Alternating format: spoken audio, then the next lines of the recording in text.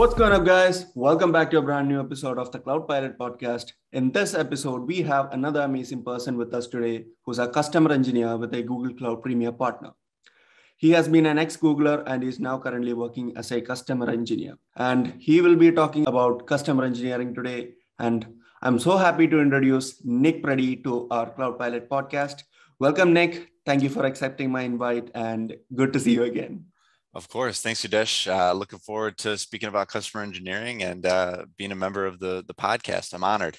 Yeah, I'm so happy to have you here. We have been colleagues for a while now, and yes, people who don't know, Nick and I are working in the same company, on different teams, but we have been on contact on a frequent basis.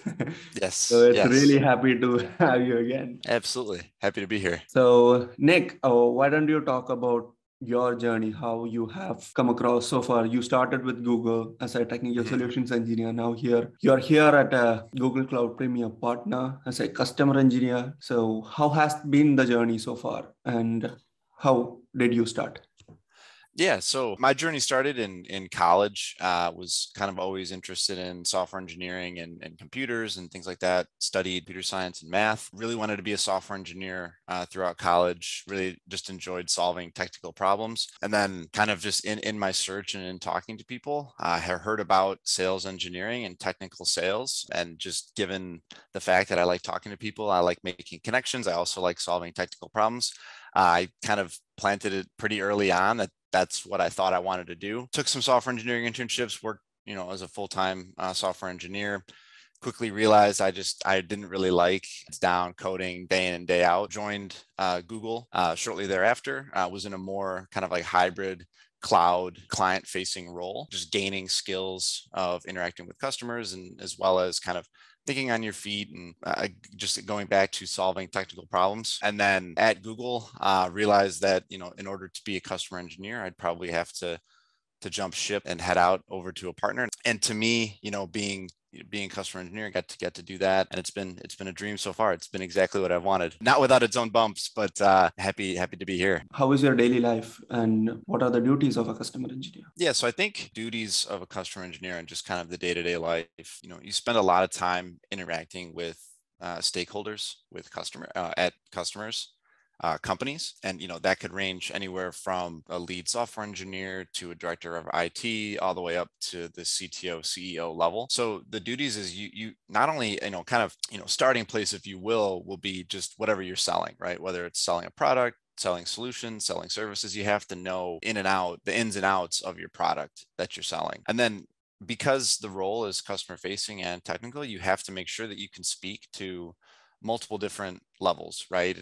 Your largest, CTO at an incredibly large IT company, a non-IT company, all the way down to a, technical founder of a startup. At least that's kind of the duties that I kind of deal with. So that could be technical architecture guidance, actually hands-on keys, writing, infrastructure as code, Python, actually programming, to just having general cloud guidance, setting up how does a potential customer move to the cloud?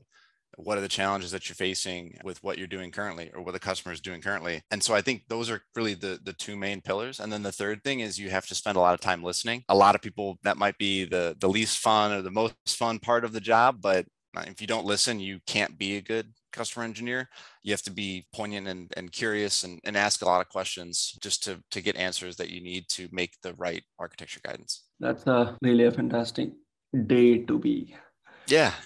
Have you faced any challenges as a customer engineer? Because we are interacting with a lot of people, there should be some challenges. The people on the other side are different. As you mentioned, you either talk to a CTO or either you talk to a tech person. So what are those different challenges that you might be facing? I think one of the biggest challenges that you face is challengers to whatever you're selling, right? In our particular case, we're a Google Cloud Premier partner. We only, deal with Google Cloud and Google Cloud solutions. So whether it's talking to a totally greenfield customer, greenfield being they don't do anything with Google Cloud, to they've got their whole infrastructure running on Google, there's always going to be people that don't want to deal with Google. They don't like Google Cloud. This just broke. There was an outage. So one of those challenges is kind of diffusing a situation with someone who's upset. And that's, when I was at Google working more on the support side, I got to kind of build that skill and see that firsthand, being respectful of a customer, even if they're not the most respectful to you. Luckily on the pre-sale side, we don't have to deal with a lot of that, but then also making sure that you can, if you do have to challenge a customer who's upset, to do so in a way that they don't feel like you're attacking them, acknowledge, and that's where that listening skill comes in, to really, hear what their problem is and recommend a solution, or at least just empathize with them with a problem that they're facing. And then the other challenge I think that we face a lot is, in sales, right? Customer engineering is a, solutions engineer, whatever you want to call it, is a sales role. So the challenge of doing nothing for customers, right? Especially in your large, enterprise customers, a lot of them just want to do what they've done, for the last 20, 30 years. Sometimes and we've seen this, come up, there's a lot of people that have been in their role for 25, 30 years. They know what they've been doing forever. They don't want to change. So it's kind of getting them to buy into, whether it's an application modernization, cloud migration to Google, whatever it is, that's kind of one of the other challenges is, you're facing them just doing pretty much nothing and continuing status quo, when you think there's a lot of, just based off of Google best practices, our experience, just, in working, trying to help them out, and them resisting to whatever amount it's on a spectrum, right? So those I think are probably the two biggest challenges that we face. I've been hearing about, the CE roles after I came into the cloud domain. It's not really something as general as software engineers, but it's also something on a niche level.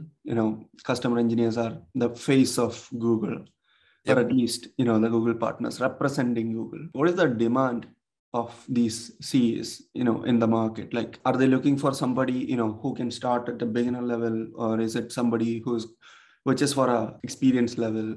How is that? Yeah, so I think the demand for people who can sell solutions, right, and also know the underlying technical components, and be able to really evangelize products, right? Like you said, the face of Google Cloud, the face of the product that you're selling.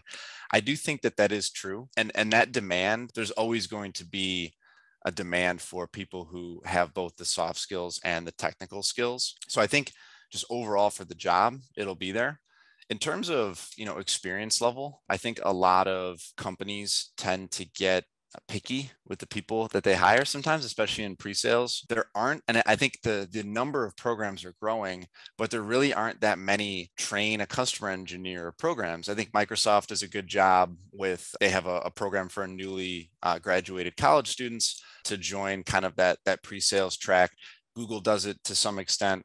I'm not sure about Amazon, at least in the cloud space, but I think that the demand is generally for experienced CEs. Once you've gone out and worked and kind of been hands-on and worked in a post-sales or some kind of support capacity, to have that under your belt and then move into a pre-sales role, I think is a common path. I think it's beneficial for a lot of reasons, but I do think that overall the demand is for experienced people. But there's always going to be companies and hiring managers that are willing to take a chance on someone who's young and energetic. And I was generous enough to be one of those people. But I wish that I could say the case that was, more broadly. But it's something that I try to fight for every day, is to take a chance on the younger person that might seem more green, but they're going to be the ones that are usually going to be dedicated to working hard and becoming better at the role. Is there any kind of a roadmap for somebody who wants to start a CE as a career?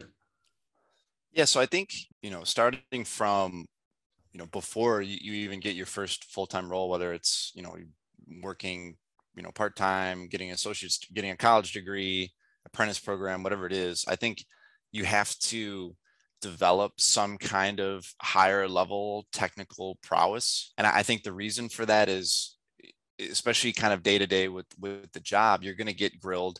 You're going to get asked, questions that you maybe haven't thought of before, that you might not know, right? Nobody can know everything, unfortunately, right? For that reason, you do need to have kind of, I always think of it as like a map in your head or some kind of, items or ideas on shelves that you can pluck from that look like what the customer is asking you, but it might not be exactly the same. You have to be relatable. So to me, I think the roadmap, you definitely want to start building that as quickly as you can and thoughtfully as you can. And then once you can eventually achieve and become a customer engineer, I think to stay there for a little bit and kind of see the ebbs and flows of the job, make sure that you like it and have a good experience level with it. After being assuming senior engineer or something like that, you can go the kind of two routes. Go the management track where you can kind of go to maybe be a manager of CEs to even like a CTO, that type of route, because you do need to have that business and technical acumen. Or, especially at Google or sometimes even at Amazon, they have kind of a more higher level, solutions architect or what, that's what they call it at Google. There's other terms for it, right? But it's what that person is a specialist in a certain area. So whether it's, healthcare, government, finance, things like that, you can kind of own an industry maybe that you've been working in for a certain amount of time, or a certain subset of customers that you've been working with. A lot of times those people are going to be named on an account. So they're going to maybe work with like one or two large customers and just go really deep into solving, technical problems. And then beyond that, there's always, because you still need to hone your technical skills. If for some reason you wanted, and I know of people who, were at certain companies and wanted to go back into the post sales, more professional services side, you can always do that because you still need to stay technically sharp. So you can kind of live in both worlds simultaneously, professional services and pre-sales, just based off of experience. There's definitely a lot that you can do. It's a very dynamic role by nature. You can always pivot in multiple different directions. You can there's even customer engineers that I know of who've gone and just been complete kind of dropped the technical side to some extent and just became a sales rep or an account executive somewhere. So that can kind of even really turn the tide or accelerate one's career, because a lot of times my account executive friends might give me a side eye for this, but a lot of times the account executives aren't the most technical people in the room. Having an account executive or a sales rep that is technical and also can do all the duties of a sales rep, that's a dangerous person selling, because you can kind of do both. You can be both people. So it's hard to do because then you're quite removed from the technical side, but that's always a route because you are building those sales skills. Usually those are some of the best sales reps, because things can get lost in translation. Sales rep takes a first call, brings the customer engineer on, and subsequent calls, right? It's like playing telephone, right? If you whisper in someone's ear long enough and you're far removed, you're going to miss things. You're going to have to repeat things. When you can just do all of that yourself, it just accelerates and shortens the sales cycle from, what could be a couple of weeks to getting a sale done on the same call, assuming you're speaking to the right person. So that's also one area you can go into. I think there's, like I said, what makes it really great is you're building two areas that are, highly sought after, right? Really technical and being, have soft skills. So you're kind of setting yourself up for success, just continuing in the regular day-to-day duties of the role. Yeah. So, what are those skills required for a CE, both technical and non-technical? CEs are people facing, so definitely need a lot of non-technical skills, but at the same time, they also need some technical skills, to bring out those solutions. So what are those essential skills and what are those skills that would give you an added edge? Yeah. So I think kind of, alluded to what I've said maybe in the beginning is you definitely have to be solid technically, right? You need to be able to kind of stand on your own 2 feet and really know the ins and outs of what specifically you're selling, right? So I think that's one thing. I think the other thing is being able to think on your feet and be dynamic. You could prepare until you're blue in the face for a call.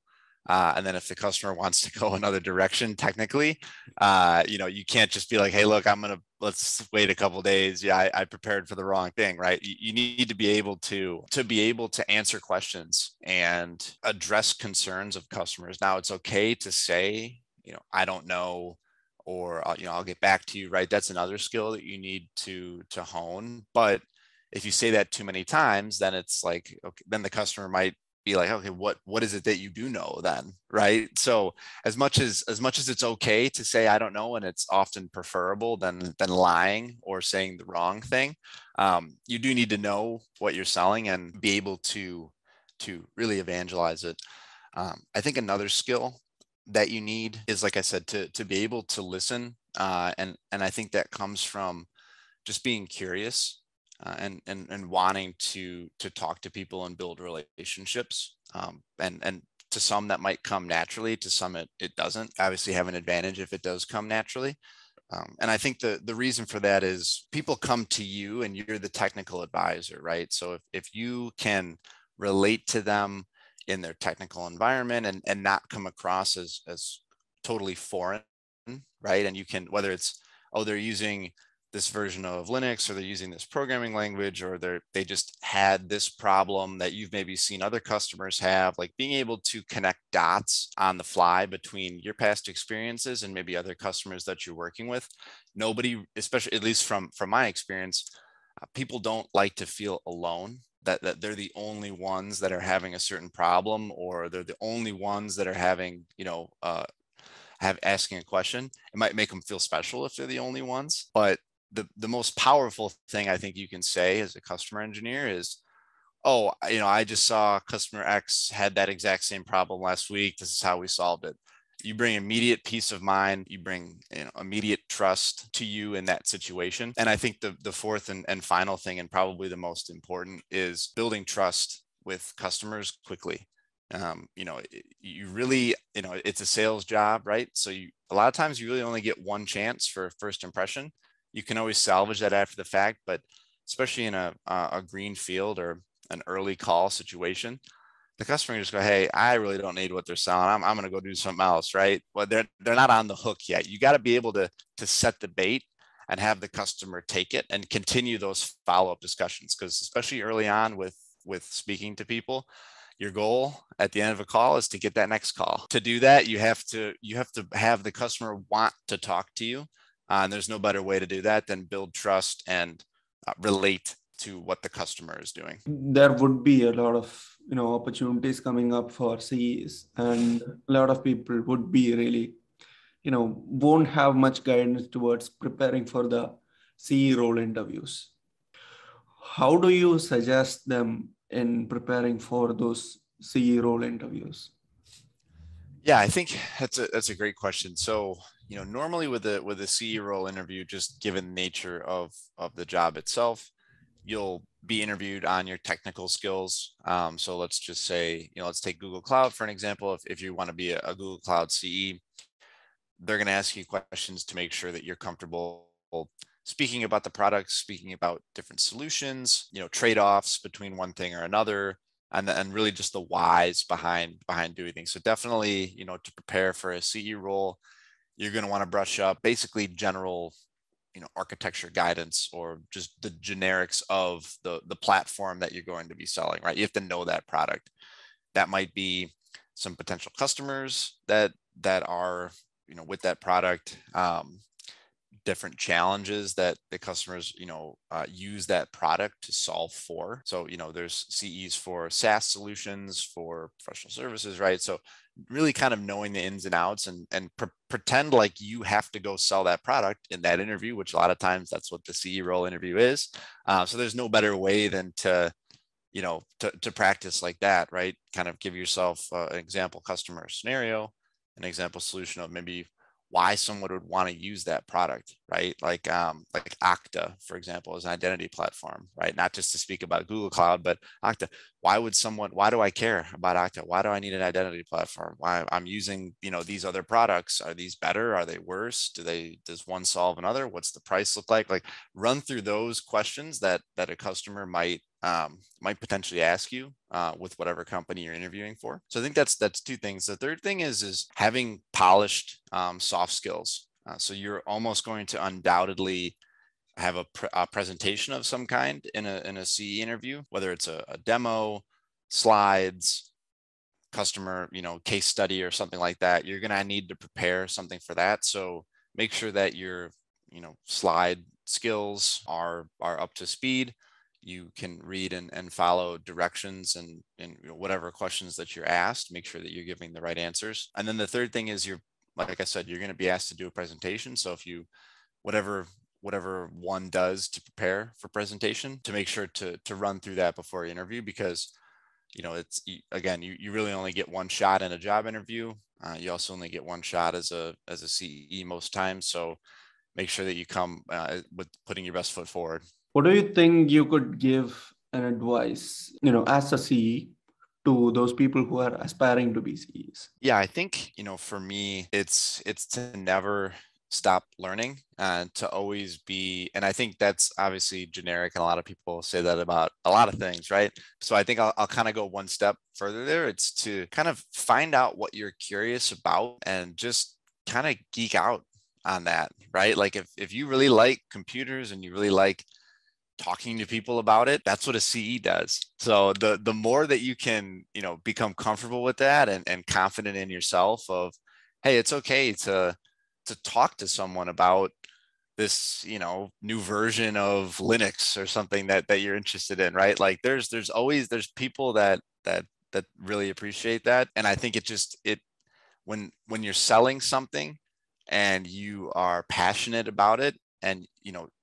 it's not hard to notice that, right? And I think people, especially customers, appreciate someone selling with passion. So if someone's interested in certain solutions and just generally solving technical problems, never stop that drive and that passion to do that, because it's really the engine behind. That's a really good piece of advice. So as we are coming to a conclusion, it was great to have you here. Thank you so much for coming. It was a wonderful conversation. I had a lot to take away, and definitely our audience will also. So thank you so much, Nick, for spending your time with me and with our audience here. And thank you so much for giving more insights about customer engineering. And any last words? No, I appreciate the time, Yudesh. It was great to talk to you, and it's always a pleasure working with you as always. I think if anyone is interested in hearing more about Google Cloud, being a customer engineer, in a path to get there, I'm more than happy to connect. I'm Nick Predey on LinkedIn. Feel free to shoot me a connection. And yeah, thank you everyone for listening, and thank you, Yudesh, for setting this up and inviting me. Yeah, absolutely. It was my pleasure to have you here and talk about customer engineering to our audience. Thank you so much, guys, for listening. I hope this has helped you very well. And I wish you all the best for your preparing for CE roles. And we'll catch up soon in another podcast. Till then, it's me, the Cloud Pilot, signing off.